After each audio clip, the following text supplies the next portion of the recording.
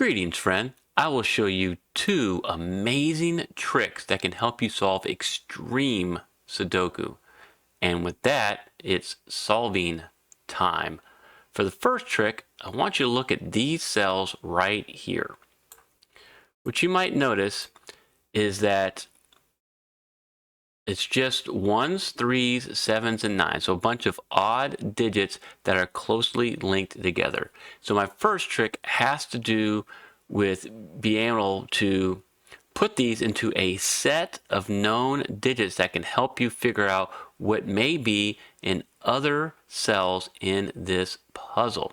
And that is called set equivalence theory. So how do we do that? Well, first, you have to understand the idea that in Sudoku, every 3x3 block, every row, and every column contains the digits 1 through 9, exactly one time, right? So this 9 is here in block 1, row 2, and column 2. And if you add two of these rows, two columns like that, you have two sets of digits 1 through 9. So set equivalence theory takes that knowledge and you're going to create two larger colored sets. I'm going to make a red set and a green set. And it only works on a small percentage of puzzles, but this is one of those that'll work. And I'll show you how to know if set equivalence theory, also known as SET, can work on this puzzle. And then I got the second trick for you, which is an awesome trick, but you need that. SET's going to get us halfway there. This other trick will get you through the other really hard part of this puzzle. So let's isolate those digits I showed you in red by looking at these four columns right here. And so these four columns represent four sets of the digits 1 through 9, right? And predominantly you have mostly odd digits in this color set as it is. So now you want to create another set of the digits 1 through 9, but you want to go across using the rows and you want to take different digits. You don't want the odd, you want to try to get as many evens as possible. So if you choose this row, you see you got two evens there. This row, you get those given evens right there. This row, and I'll show you why I'm picking all these right there. And we can put that in green. Now, what you want to focus on is you're looking to be able to fill the unknowns of one color set with the knowns of the other set.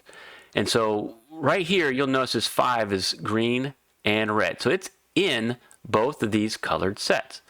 However, we know the location and the digit, the 5 right here. So it doesn't give us any new information to focus on that. It's going to be a 5 in the red right there and green right there. Same thing, whatever this digit is, it's the same digit. It has to be the same digit in this red set of the digits and in the green. So we're going to remove all the ones that are identical because they're not giving you any extra information. If you also remember, I did 4 columns and 5 rows. And so right now we are lopsided. We have one additional set of the digits 1 through 9 in the green. Now, if you look right here in this block, that block contains one set of the digits 1 through 9. And it doesn't interact with the red at all. So if you remove that, now we have an equivalent set. So now this is not involved in our green set. The interesting thing here is these green digits, these green cells have to contain the exact same digits that you see right here in the red. They have to, because we removed everything that was identical and we have the same number of columns to rows, 4 and 4. This is the beauty of set equivalence theory. And I want to thank Bondi so much. He made this puzzle specifically to show you how to use set, but also he put in this awesome, amazing trick that works on many, many, many hard, extreme Sudokus. You're going to love it. And you need it if you want to solve it completely. So what do we do here? Well, we know that since you don't see a 1 through 7, 9 in any of the green cells, or 7, 1, 3, 7, 9, all of these, there's 8 of them. How many empty cells do we have? 1, 2, 3, 4, 5, 6, 7, 8. And since they are not the same as any of these givens, the 2, 4, 6, and 8, where does the 1, 3, 7, 9 go? It has to go in these. So these 8 digits in red have to be in the cells I just filled out because of set equivalence theory. Same thing, you have what can be in these cells? Well, you got 1, 2, 3, 4, 5, 6, 7, 8, even digits, 2, 4, 6, and 8. So those 2, 4, 6, and 8 have to be in the red.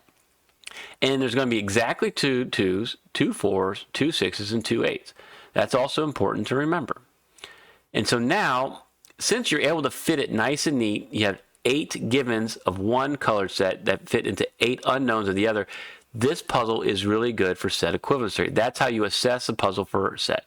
You can have one lopsided, like you could have one extra cell or maybe one extra digit, and I show you how to solve those in some of my other set tutorials. But right here, this is a pretty neat application of set equivalence theory. So the next step here is you want to trim the cells down a little bit. Okay, so since you have a 2 and a 4 right here, and a 2 and a 4 coming up this column, the 2 and the 4 can only go in these 2 cells right here. So that's going to be a 2, 4 hidden pair, right? 2 and 4 have to be somewhere in block 2. With this 6, 8 cutting across the row and up this column, the 6 and 8 are restricted to these 2 cells. So that's another hidden pair. And with this 4, that can't be a 4, okay? So we're just trimming out these. But you know these givens are the only things that can be in those cells now. You can eliminate all other possibilities because of set equivalence theory. With this 1, 9 and this 1, 9, you can remove 1s and 9s from these 2 cells. And with this 3, 7 and this 3, 7, you can remove the 3, 7 from these 2 cells. And before I move on to show you how to start your solving, I do want to hear from you. How often do you attempt to solve extreme Sudoku? Please, please, please let me know in the comments. Do you just wait until I feature it on my channel? Do you go and find books or puzzles on the internet? I want to know. Help me grow the internet's best Sudoku community. It starts with your feedback. Now that we trimmed the green and red cells, let's apply normal solving methods and see how far you can get before you get stuck, and you're going to need that second trick. Okay. Let's check out these 4s. With these 2 4s, the only place to put a 4 in block 9 is right there. And with this 4, I'm going to mark 4s here. There's only 2 possibilities there. And then with this 4 coming up the column, since this can't be a 4 anymore, it restricts the 4s to these 2 cells. And so you have a nice pointing pair of 4s in block 4. So a 4 can't be anywhere else outside the block in that column, because then you have no place to put a 4 in block 4, right? So you can't put a 4 here or here. And then go with this 4, and this 4 cutting across, you can solve this cell now for a 4, which allows you to solve this for a 2, solve that for a 4. Awesome. All right, and you can remove the marks there, and you can remove a mark from right there. Okay, check out these 6s. You may have noticed with these 2 6s, the only place for a 6 in block 9 is right there. And then you can notice with this 5 and this 5, since this can't contain a 5, a 5's got to be in this cell right here. Nice. And now with these 2 5s and this 5, the only place to put a 5 in block 8 is right here. It can't go be here because of set equivalence theory. And restricts the 5s of these 2 cells now in block 5. Okay, after doing that, we're going to look at these 5s. You can put 5s right there. And then let's look now here, after making this 6, with this 2, pointing pair of 2s. This is actually end up being a 2, 3, 8 naked triple. With these pointing pair of 2s, and this 2 allows you to put 2 here. So I'm going to make some marks as we move on until, again, we get to the point where you're going to get stuck. With these 6s, you may notice that a 6 has got to be somewhere here in row 9, right? It can't be here because of this 6. And the 3 empty digits, since you have a 1, 2, 4, 5, 7, 8, would be a 3, 6, and a 9. Well, with a 3, 9 right there, this is actually a naked single 6, which allows you to put a 3, 9 naked pair right there. Something else to do, we're going to do some more marking because you get a little bit less solves as we go. With this 1, 7, 1, 7 can't be here. It's got to be in one of these two cells. So this is a 1, 7 hidden pair. You can't have a 3 or 9 right there because you got to put the 1 and 7 someplace in this block. Okay? And now let's look at the 6 here. Because of this 6 and that 2, you can remove the 6 from right there, but you can do a little bit further here. Where can a 4 go in row 6? Can't be here because of this 4. Can't be here because of this 4. And it can't be in these cells because of set equivalence theory. And then these are givens. Can only go right there. So you can solve that for a 4 now, which allows you to solve this for an 8. And now you can solve this for a 6, solve that for an 8.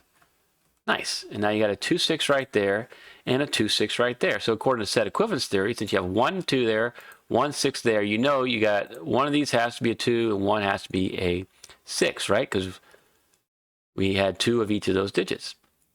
Okay, we continue on with these 8s. With these 2 8s, you can put an 8 right here, which cuts across row 1.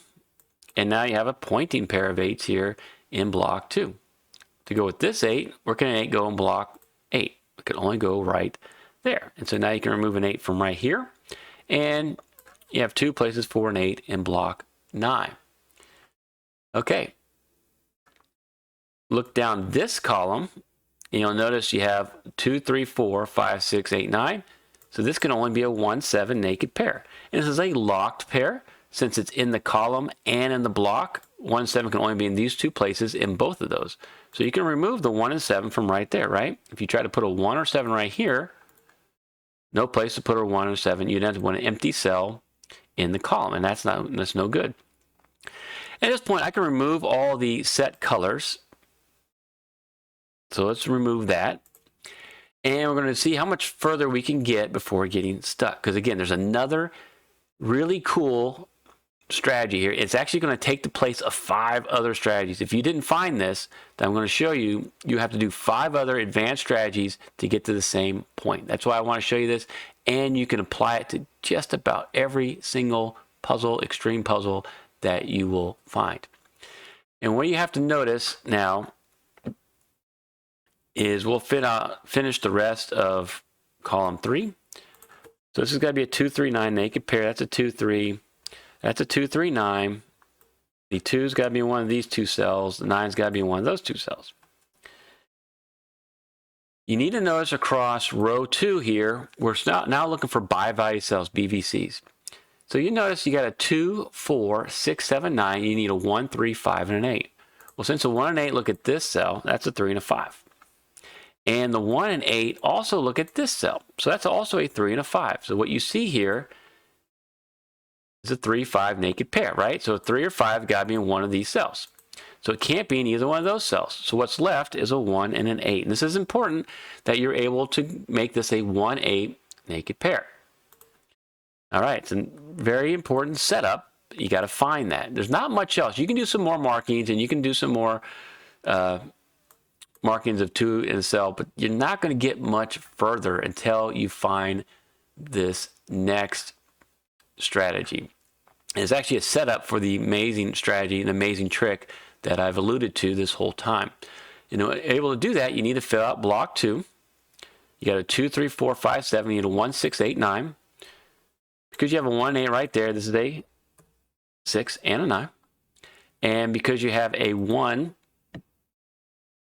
here, this is going to be a 6, 8, 9. Okay? No big deal. You also want to fill out column 7. There's some BVCs here that we need to take advantage of. You have a 2, 5, 6, 7 in the column. You just need a 1, 3, 4, 8, 9. Well, you got a 1, 3, 4 right there, so this is an 8, 9. BVC, good. You got 8, 9 right there, so that's a 1, 3, 4. Okay? And you have a 1, 3, 8 right here. So this is a 4, 9, another BVC. Good. All right. Now, there's one advanced strategy here. You just want to focus on columns 6 and 7 right now. You might be able to see that if you've been watching my channel, and it might pop out to you pretty quickly. And it's an important setup to the amazing trick I'm going to show you. That's much harder to spot, but can help you with these extreme puzzles. You look right here, you notice this is a 3-8, right? And it sees this cell in the row. That's a 3-9. So that shares a cell in common, a digit in common, a 3, and has another different digit there. Well, if you look up here, this cell also sees this cell, and that's an 8-9. And so now with these colored cells, you have all 3 paired possibilities of the digits 3, 8, and 9. One of these cells sees the other 2. So if this was a 3, that forces that to be a 9, right? Hopefully you see that, right? If this is a 3, that's a 9. The only other possibility is that's an 8. If that's an 8, well, then this cell has to be a 9. So you notice no matter what the orange cell is, one of these blue cells has to contain a 9. And since one of those would have to contain a 9, you can eliminate a 9 from any cell that sees both of these. So what cells see both of these? Well, right here, but that's obviously not in play. But this cell sees both as well. This is a Sudoku XY-Wing. And congratulations if you spot it. Good job. Because what it does is it eliminates a 9 from this cell right here. And you want to do that because it's going to help with our solving a little bit later. You also create another bi-value cell. Create more BVCs is create more restriction in the puzzle. Always a good thing to see that. All right. But that is not the amazing trick. That just sets you up. We're going to still focus here on columns 6 and 7. And there's actually something that Bonnie put here I have never seen before, but once I spotted it, I thought this is completely amazing. You have to understand with extreme puzzles or any Sudoku that you can create a set, right? So this 1-8 is a naked pair because it just has 2 possibilities, a 1 or an 8 in 2 cells. You know one of these has to be a 1 and one of these has to be an 8. We just don't know which one. There's another idea, it's called an almost locked set. So an almost locked set is when you have one more possible candidate than the number of cells you're considering. So if you look at these 2 cells, you'll notice that in those 2 cells, they have 3 possibilities, a 1, an 8, and a 9, right? So we have 1 extra, 3 possibilities in 2 cells. That is an almost locked set. If you add it on to here, you add another digit, a 3, but now in 3 cells, you have 4 possibilities, 1, 3, 8, or 9 in those 3 cells. And you can do this hundreds. You can make hundreds of these in any particular puzzle. It doesn't mean anything, though, unless you can compare it to another almost locked set, and it has some very specific circumstances. And so what you want to do is you want to look for another almost locked set that contains some of the common digits or candidates that are available and sees this first one. So look right here. Remember this pivot? This, believe it or not, is an almost locked set because it's 1 cell with 2 candidates. So it has 1 more candidate possible than the number of cells. What's nice about this almost locked set is it shares a digit with this almost locked set, the 3. And what's important is you're looking for a restricted common candidate. So that is a digit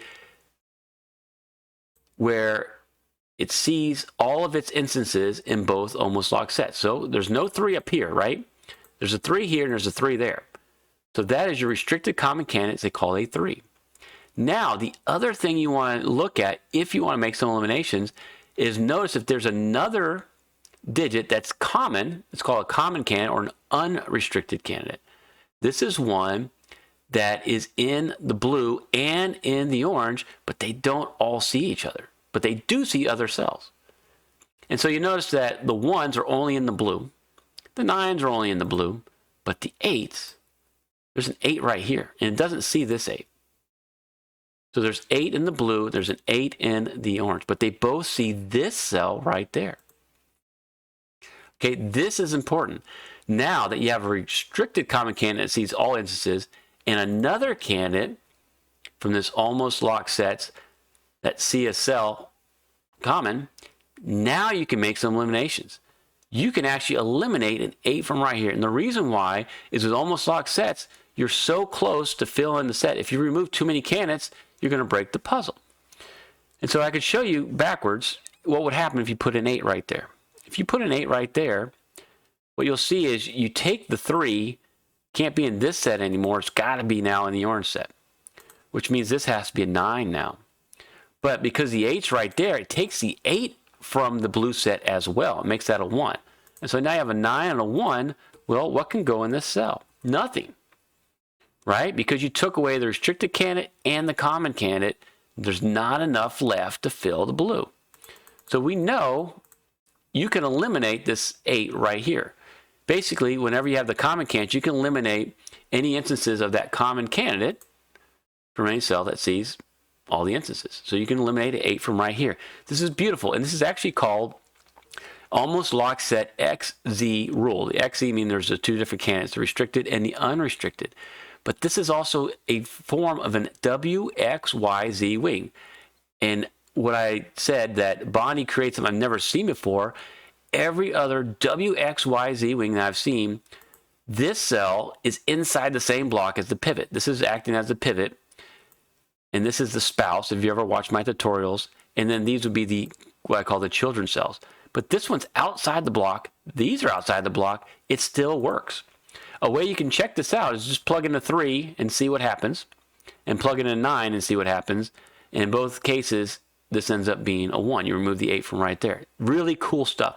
Now, let's see how far we can get. I just showed you set equivalence theory that got you through a bunch of those advanced strategies. And now this almost lock set that covers a bunch more. And you remember we did the XY wing. Now let's see how far you can get in this puzzle. If this is a 1, that makes this an 8, which makes this a 6.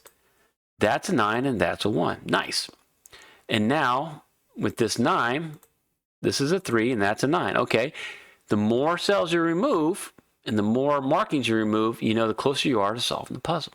With this 3, that's got to be a 9 now, and you can remove the 9 from here, and we have a nice 2, 3 naked pair. Now where do you go? You want to look right here. We just need a 2 and a 6 in block column 5. Well, the 6 is right there, so that's got to be the 6, and that's got to be the 2. Okay? And where do we go from here? What you want to see is you have a 9, 8 here, 8, 9 there, and an 8, 9 here. So where can the 8, 9 go up here in block 3? Well, it's got to be in these 2 cells. So this is a nice hidden pair, 8 and 9. And so you can remove the 1 and 9 because we made those solves, which gives you a 3, 7, a 3, 7. And then this has to be your 6 now. So you can solve that for a 6, and you can solve this for a 2. And we'll get back to this 8, 9. It's very powerful stuff. So what can you do here? 6, 2 here. You just have a 1 and 7 to finish column 2 with this 7. That's a 1. That's a 7. That's a 1. All right. And then you can disambiguate the 7, 1 right there. Nice. And with this 1, that's got to be a 9. And now you know you can remove the 1 and 9 from right there and create a 3, 7. And what you can do, there's a couple of ways to go about it, but this 3, 7 creates a nice naked pair, which means you can eliminate a 3 and 7 from everything else in column 8. So this can be a 2 now, and this can't be a 3, so that's got to be your 8, and then this is going to be your 3. Awesome. Another thing you can look at is you can notice you got these 2 1s here, these 2 1s right there, right? And so you can eliminate a 1 from here and solve this cell now for a 1. You got these 5s, so this 5 cuts across, and so the 5s are eliminated these 2 cells in block 3. Pointing pair of 5s to go with this 5, and that 5, you can solve this cell now for a 5. Either way will get you around it. And with this 8 now, you got a 9 and 8 right there. Beautiful. Okay? And so let's continue on with our solving. With this 5, you want to remove the marks when you can. That's got to be a 5 right there. The 3 can only go here now in block 5, which means this has got to be your 7, and that's got to be your 7. Cool, which allows us to disambiguate the 3, 7 in row 1. So that's a 3, 7. With this 3, that's got to be your 3, displacing that 5, allowing you to solve this cell now for a 5 and this cell for a 7. Awesome. And let's continue on with the solves now. Okay, with this 3, this has got to be your 4, and that's going to be your 9. And now you always want to displace the marks when you can. Solve this for a 4 easily. Solve this for a 2. Come across with the last digit you solve. Displace that 2. That's got to be your 2. And then you can get a 3 right here. Come down here and disambiguate these last two digits. This has got to be your 2, and our last digit is a 3. Now see if you can apply the 2 tricks you just learned to this next puzzle. Thank you so much for watching.